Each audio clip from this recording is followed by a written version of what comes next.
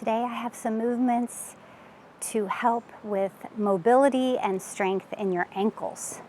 It's an often neglected area of the body. We just don't pay a whole lot of attention to our ankles. Having stronger ankles, having more mobility in your ankles can help with your balance and can make just a variety of walking, running, standing movements feel a whole lot better.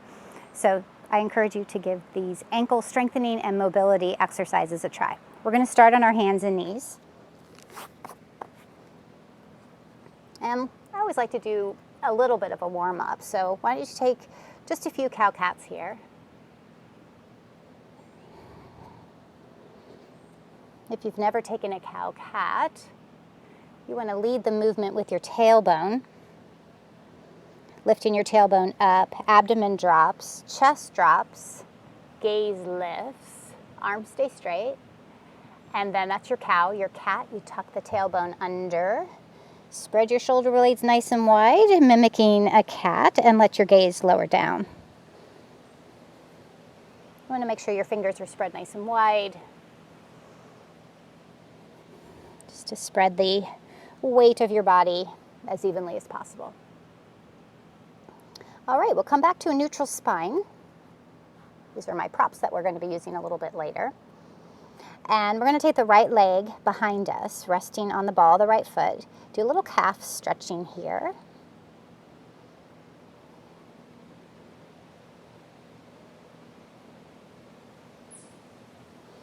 And then I would like you to roll your right foot around and around, keeping your leg long, just kind of really almost smushing the top of your foot into the ground like that, and then sending maybe your heel back, just taking a few circles. Here we are working on a little bit of mobility, not just in the ankle, but even in our toes. And then you could reverse those circles if you'd like.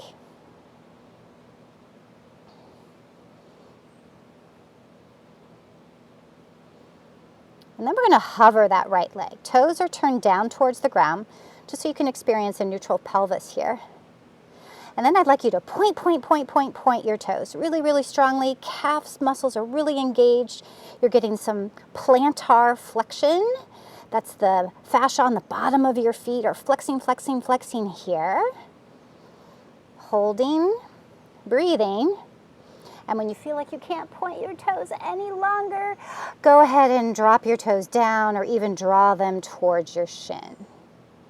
Now let's do that again. Point those toes. Actively reach behind you with those toes. Your foot is really working hard here.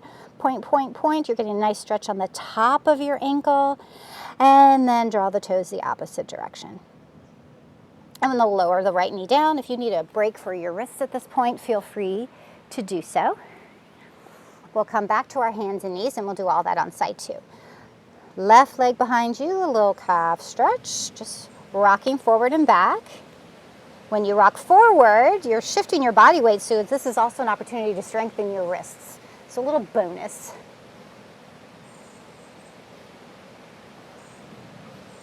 And we'll come back to neutral, and we'll start to roll that left foot around. Just really pressing the toes down. They're the top of the foot. You can maybe even see that's that plantar flexion again, really pointing the toes. And then when you send the heel back, you're getting what's called dorsiflexion, the opposite movement of your ankle. So just really roll that foot around and then do it the opposite way. Moving slowly will allow you to really get into more areas of the foot and the ankle. All right, we'll return to stillness and we'll hover the left leg.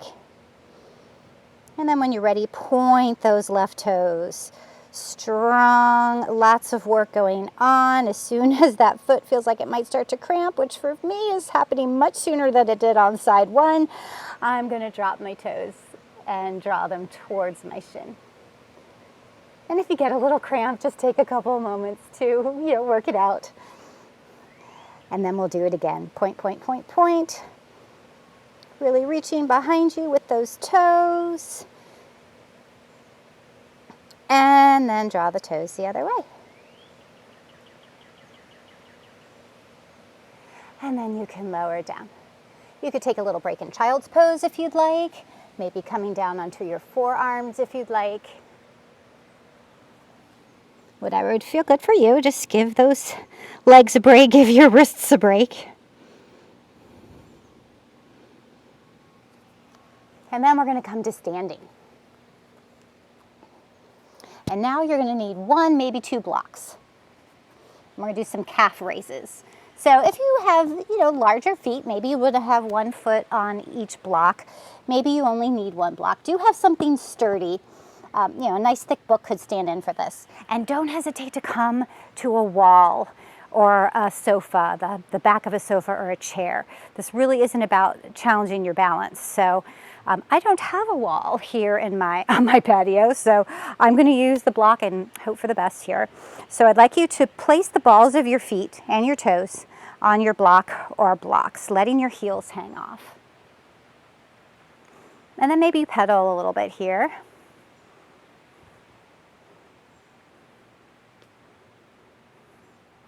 And then you're going to raise both heels up at the same time and lower them down.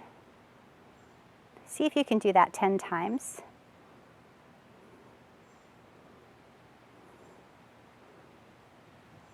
You do not have to move this quickly. Option here to do it on 1 leg at a time. That will add additional load, more of your body weight because you're on 1 leg. Or you can grab something that you have at home. I grabbed a can of tomato sauce. So if you want something heavier, if you want 2 in your hands, 1 in each hand, anything that's going to add a little bit more weight, and then you can come back and do that several more times. If you own hand weights, you can certainly use those. A kettlebell would work. And do that at least 10 times, and then of course you can take a break. And do what you can. If you can't do 10, you can't do 10. All right, after 10-ish times, we'll step off. And now we're going to build a little bit more leg strength, but with also getting some movement in our ankles. So when I say ankles, really, if you're strengthening your leg, you're strengthening your ankles. So we'll step up onto a block. Again, you can certainly stay by a wall. And I'm actually going to do the opposite leg so you can see a little bit better. So I'm standing on the block. And then what I'm going to do is lift and lower or bend into the standing leg, the left leg, and lower down just onto the heel. And then lift back up. We want to do this with a lot of control.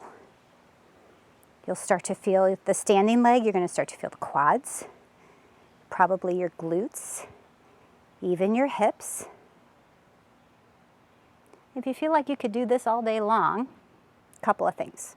Add that can of tomato sauce or hand weights, or maybe you stack something a little bit higher.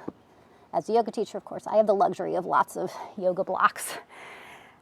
So maybe you just make it higher, and so you're adding more range of motion. And this will be a different experience, I'm pretty sure. So again, what we're strengthening is the leg that's on the blocks. And the reason I want you just to lower down onto your heel is so that you resist the temptation to use your foot to spring you back up. Not very gracefully, perhaps.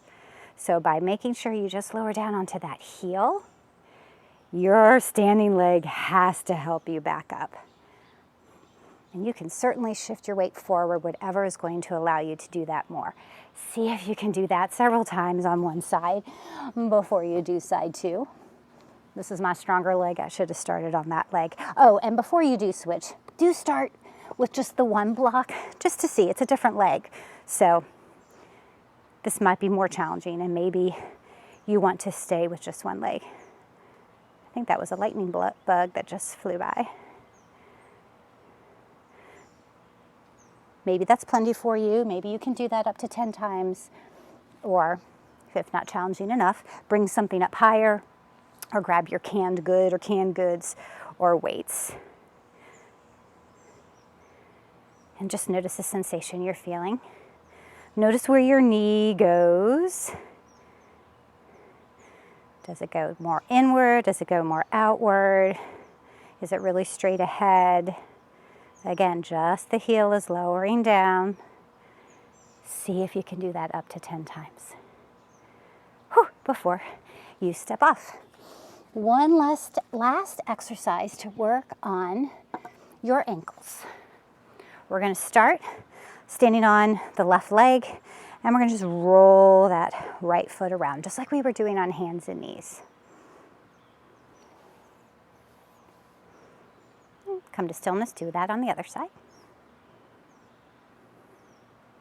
So this is more about mobility. We don't have any body, well, I mean, we have body weight, but most of it's on the standing leg.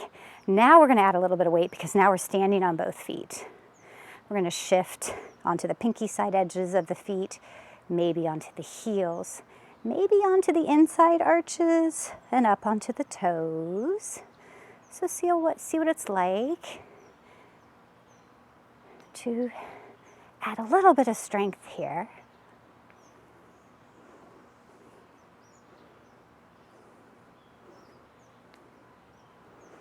And then we'll add one of my favorite poses, which is called Dancing Tree.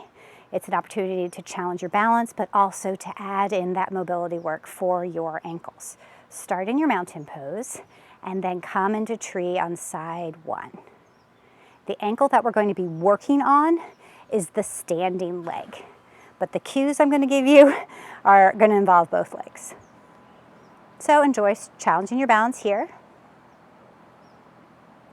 Then I want you to turn the bent knee towards the front and then step back. Just enough that you can then draw the standing leg's toes towards you, dorsiflexion. Come back to tree. Bent knee forward, take a lunge forward, and now come on to the tops of your toes, plantar flexion. Back to tree. Bent knee forward, stepping out to the side, come onto the inside edge of the standing leg, back to tree,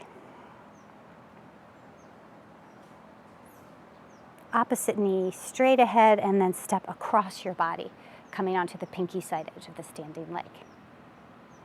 And then coming back to tree. Take several breaths right there.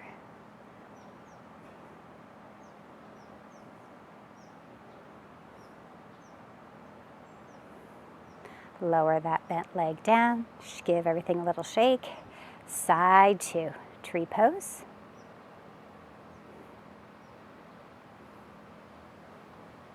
Bent knee comes forward and the leg steps back as you draw the opposite leg's toes towards you, dorsiflexion. Back to tree.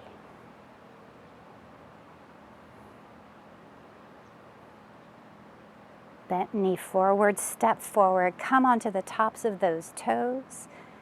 Plantar flexion. Do you feel stretch on the top of your ankle? Do you feel contractions on the bottom of that foot? This foot here. Come back to tree. Knee forward, step out to the side. Come onto the inner edge. Tree.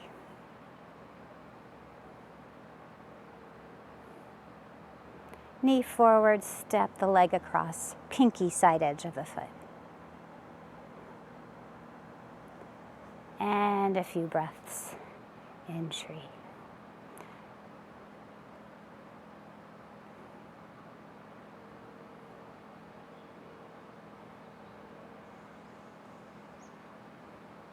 And then lower that standing leg down, give everything a shake.